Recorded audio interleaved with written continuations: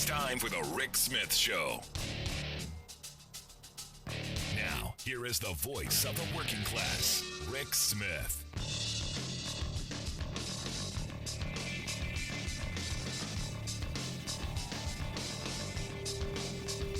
And welcome, brothers, sisters, working class heroes.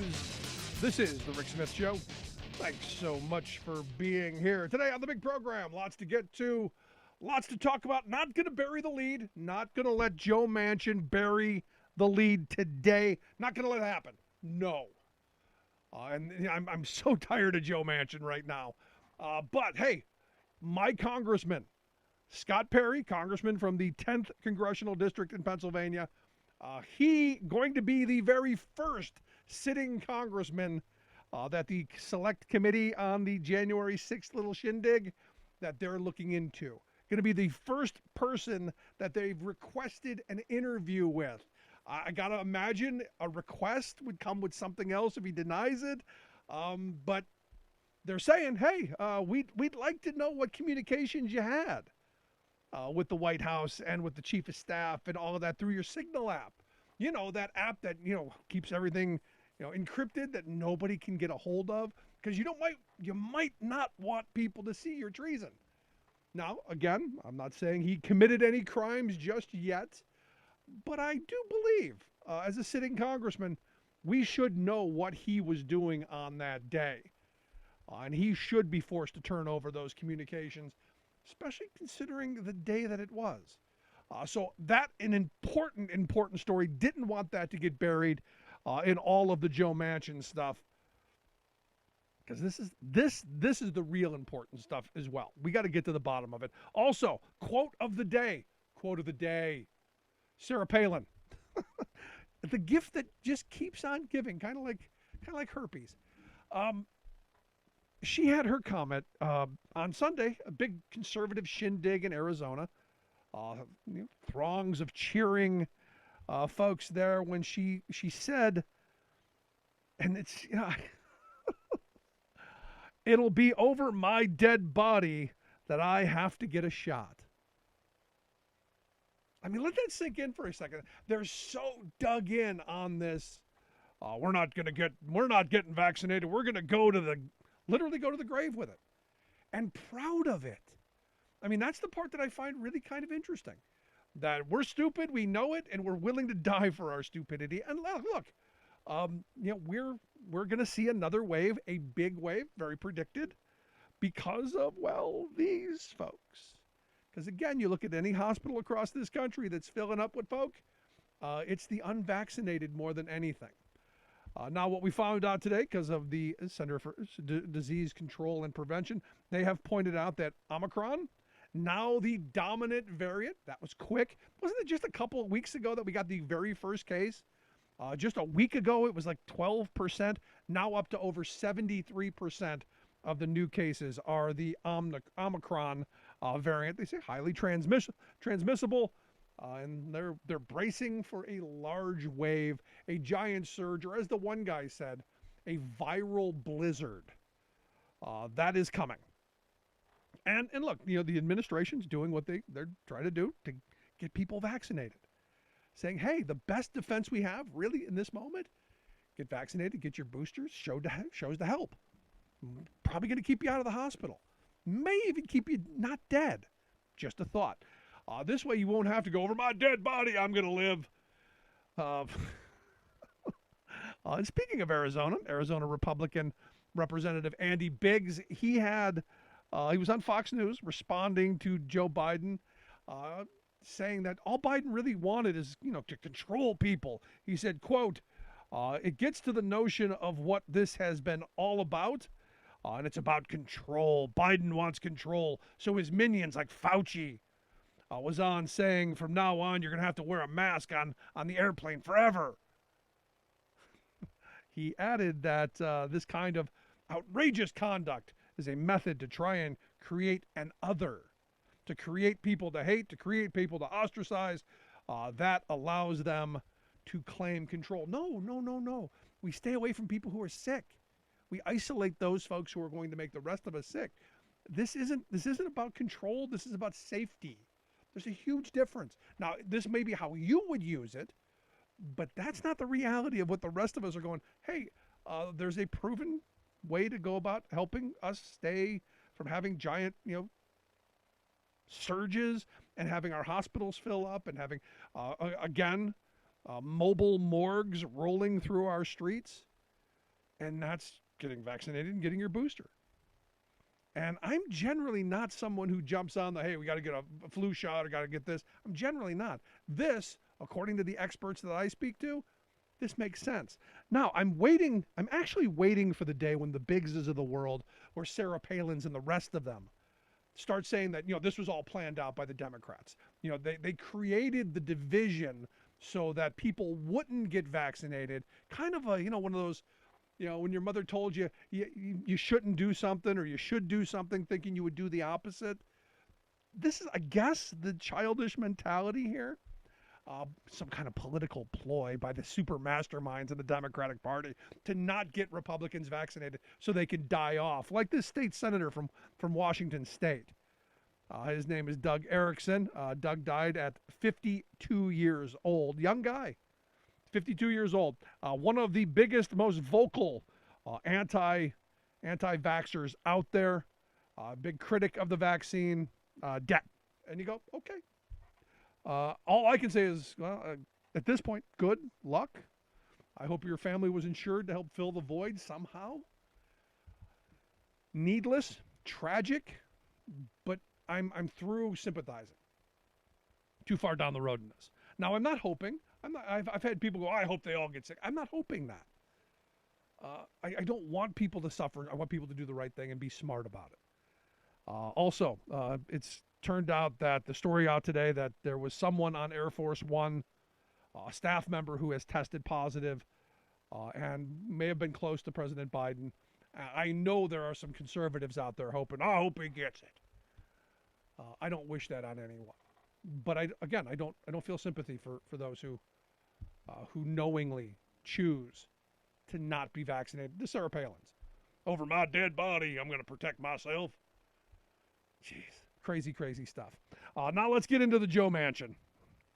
Joe Manchin over the weekend thought it was a great idea, going to come out over the weekend and say Build Back Better's dead. He's out. Kind of like one of the sharks. Out. And, immediately you start, what was the reason? You had a whole bunch of, pundits, running back and forth. And look, I said from the beginning, he was never going for this. The reason that the progressives wanted to tie the bipartisan infrastructure piece to the Build Back Better plan was to force the Manchins and the moderates to go, yeah, we're going to do both together. Because without one, you're not getting the other. This is where you go, we knew this. Everyone knew this. You have to trust him. No. Now, Kamala Harris, the vice president, says that it's too big. Build Back Better plan is too big. Stakes are too high. Need to do something about this. Need to push it forward. And look, here's the reality. It's not just Manchin. Manchin's the 50th Democrat. And now there may be a couple others that are a little soft, but probably going to go along with it. Manchin's the one who's been the fly in the ointment all along. And I'm sure there's a reason for that. I'm not quite sure yet. A lot of people say, well, it's the money. A lot of people are saying, it's, he's bought and paid for by the coal interests, the lobbyists, all that. I'm not going to go that far just yet. All I know for sure is every time he says, this is where I am, the goalposts keep moving. And he's gone from, one point to another point there's not been any consistency, which led me very early to say he's never coming around. It's not going to happen. And now the latest excuse, is what's being peddled is that, well, if you give those poor people money, they're just going to waste it. And this is the part that gets me because, we have an entire Republican Party who is also voting against this. Also voting against all of the things that would make working people's lives better. And yet I don't hear anybody really going after the Republicans. Now, look, the Democrats have a problem. They're ripping themselves. This is ripping them apart. The progressive wing's no longer going to trust the moderate wing. This is not a good scenario. But, this is a big but, if they can pull this around in the new year, maybe there's some hope. I'm not sure. Representative Alexandria Ocasio-Cortez said that what Senator Manchin did yesterday represents an egregious breach of trust of the president. And look, this is it is what it is. Representative Jayapal, Manchin has betrayed his commitment not only to the president and the Democrats in Congress, but to the American people. He routinely touts that he is a man of his word, but he can no longer say that. West Virginians and the country see clearly who he is. Now, interestingly enough, the newspaper from his hometown, the Charleston Gazette-Mail, their headline said, "We need this so bad.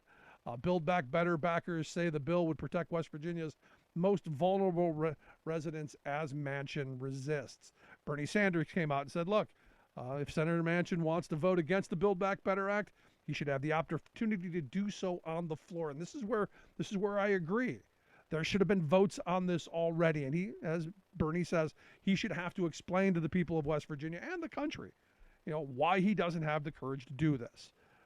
Now, in a letter to all of the senators, Chuck Schumer, the majority leader, he has vowed to bring up the Build Back Better Act in the new year, and very early in the new year, despite what Manchin's doing. And I think you got to put him on the record. You got to put the heat on him. And there's also part of me that this came out just to ruin Manchin's Christmas, because now all of the heat is going to get turned up even more.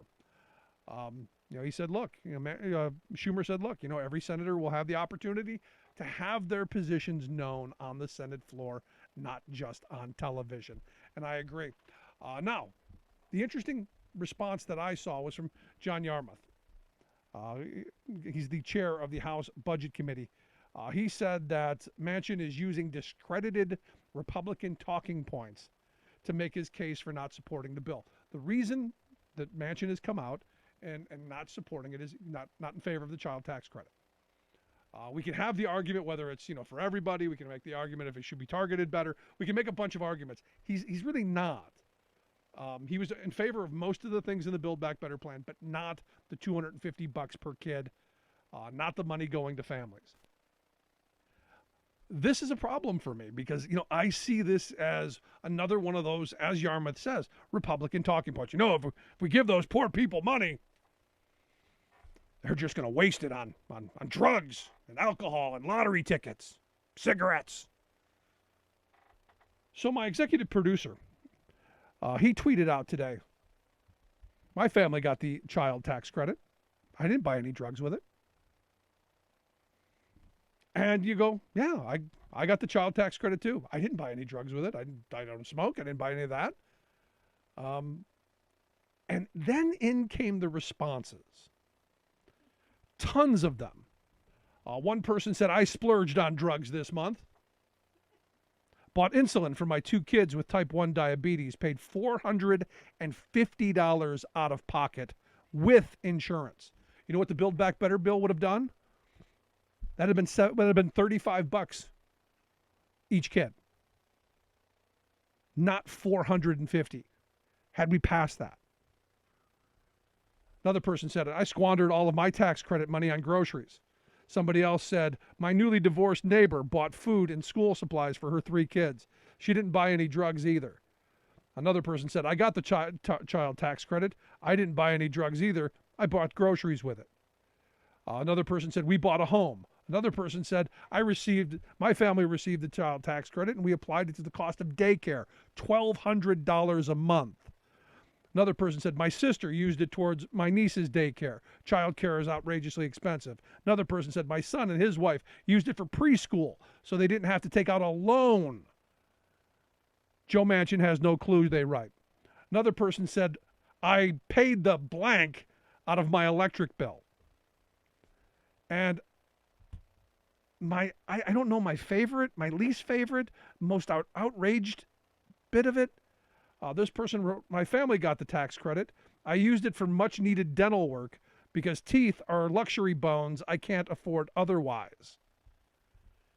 And you go, Am I missing something here? And there were, just tons of responses just like that.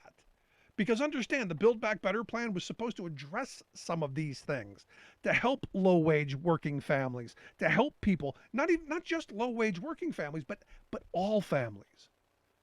And as you know, I am not a fan of handout programs.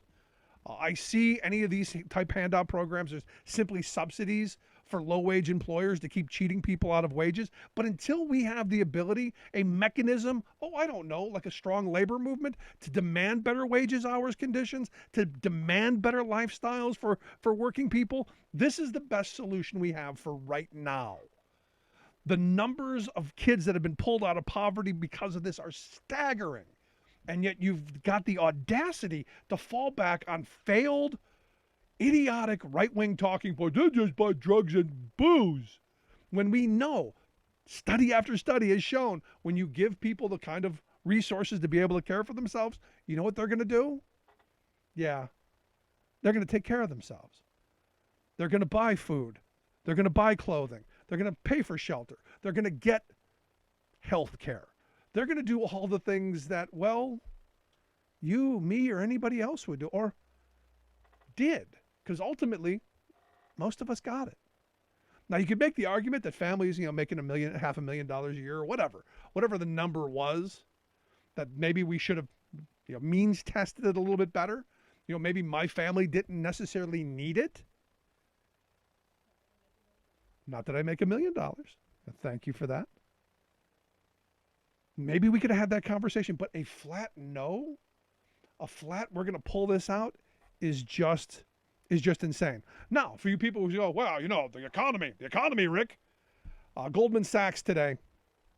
Goldman Sachs, they swiftly moved its economic outlook downward because of the failure to pass the Build Back Better plan. Why? Because it means less people having money in their pockets to be able to afford the things that they need. It means less money going through the economy. It means less economic activity. And, days before Christmas, thank you, Joe Manchin. Insane, crazy stuff. But I'm curious, what'd you do with your child tax credit money if you got any? Email me, rick@thericksmithshow.com. Going to take a quick break. When we come back, Bill Scheer is going to be here to share some thoughts on, what this is about. Maybe if there's a silver lining on the other side. Right back after this. Stick around.